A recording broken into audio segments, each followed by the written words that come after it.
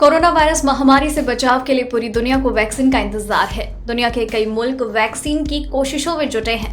Clinical trial से human trial तक सफल हो गए हैं।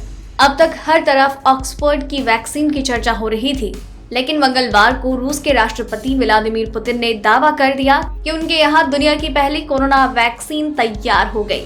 रूस के स्वास्थ्य मंत्रालय से मंजूरी भी मिल गई है। पुतिन ने ये भी बताया कि उन्होंने अपनी बेटी को भी ये वैक्सीन दी। रूस के दावे के बाद पूरी दुनिया में चर्चा शुरू हो गई है। हर किसी को वैक्सीन का इंतजार था। ऐसे में सवाल ये भी है कि क्या WHO इस वैक्सीन को मंजूरी देगा? क्या भारत में ये वैक्सीन लाई जाएगी?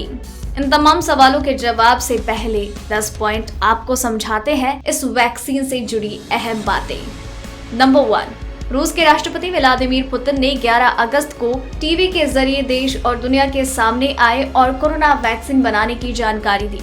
पुतिन ने कहा कि उनके देश ने दुनिया की पहली कोरोना वैक्सीन बना ली है। करीब 2 महीने के ह्यूमन ट्रायल के बाद इस वैक्सीन को रूस में मंजूरी मिल गई है।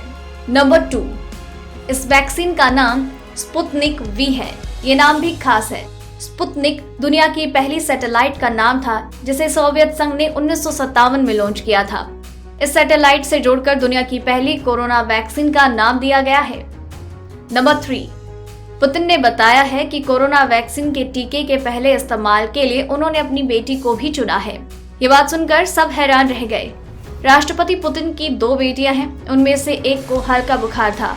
कोरोना टेस्ट पॉजिटिव आने के बाद उन्हें इस वैक्सीन की पहली डोज दी गई। इस डोज से पुतिन की बेटी की हालात में तेजी से सुधार हुआ और सिर्फ 1 दिन में ही बुखार कम हो गया। नंबर 4, रूस के गामालेया नेशनल सेंटर ने कोरोना की दवा स्पुतनिक वी को बनाया है। इस वैक्सीन के लिए एक अलग वायरस एडेनोवायरस को इस्तेमाल में लाया गया।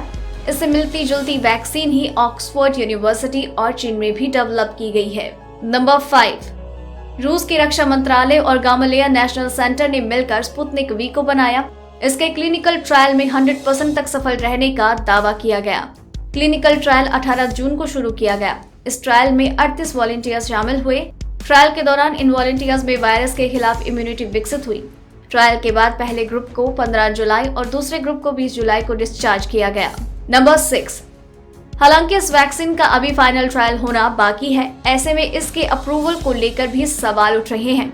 वहीं रूस की कंपनी सिस्टेमा ने इस साल के अंत तक वैक्सीन के बड़े पैमाने पर प्रोडक्शन की बात कही।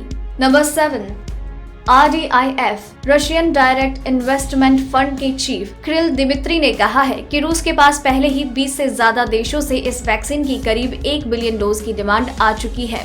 बताया जा रहा है कि वैक्सीन का बड़े पैमाने पर प्रोडक्शन सितंबर महीने में शुरू हो जाएगा, जो अक्टूबर में और ज्यादा बढ़ा दिया जाएगा।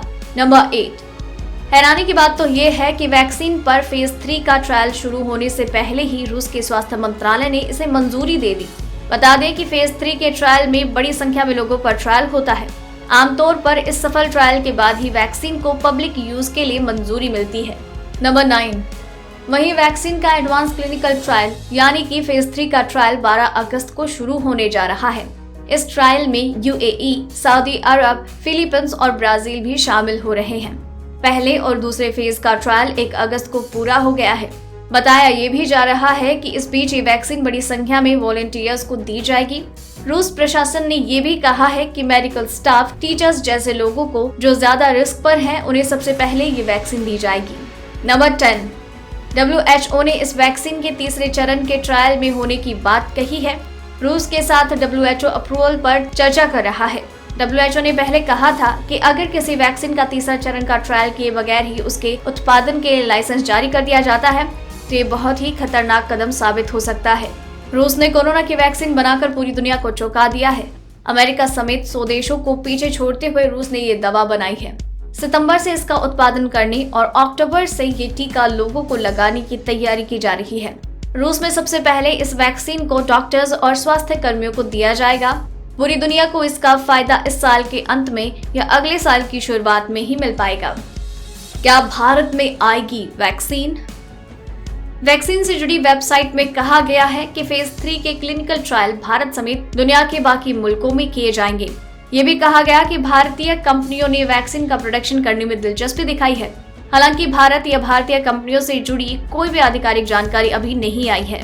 वहीं इस मसले में टेली एम्स के डायरेक्टर डॉक्टर रणदीप गुलेरिया ने कहा है कि पहले हमें ये स्पष्ट करना होगा कि वैक्सीन सुरक्षित है। बता दें कि भारत में फिलहाल स्वदेशी कोरोना वैक्सीन के साथ ही ऑक्सफोर्ड की वैक्सीन पर भी ट्रायल चल रहा है। अगर आपको ये रिपोर्ट पसंद आई तो इसे लाइक और शेयर करें, साथ ही अपने व्यूज हमें कमेंट करके जरूर बताएं। सब्सक्राइब करें हमारा चैनल ऐसे ही लेटेस्ट और इंटरेस्टिंग न्यूज के लिए।